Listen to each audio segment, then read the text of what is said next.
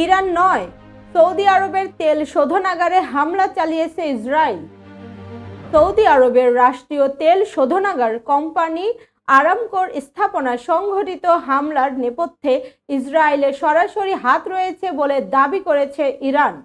মঙ্গলবার তেহরান ভিত্তিক সংবাদ সংস্থা তাসনিম নিউজকে দেওয়া এক সাক্ষাৎকারে ইরানের একজন উচ্চপদস্থ সামরিক কর্মকর্তা এই তথ্য নিশ্চিত করেছেন।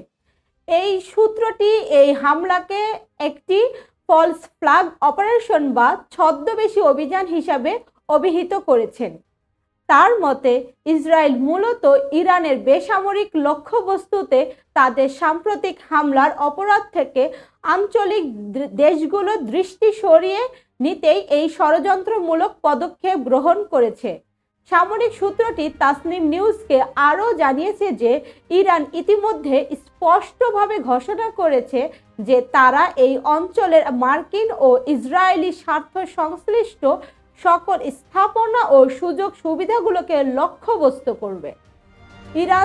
তেহরান ইতিমধ্যে অনেকগুলো স্থাপনায় সফলভাবে আক্রমণও চালিয়েছে, কিন্তু আরামকোর তেল স্থাপনাগুলো কখনোই ইরানের হামলার তালিকায় ছিল না।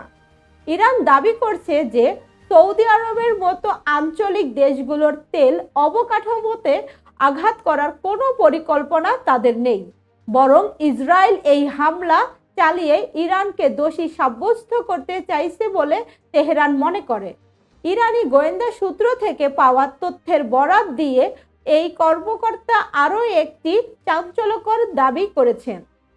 তিনি জানিয়েছে যে ইসরায়েলের পরবর্তী ফলস ফ্ল্যাগ অপারেশনের তালিকায় সংযুক্ত আরব আমিরাতের ফুজিরাহ বন্দরও রয়েছে।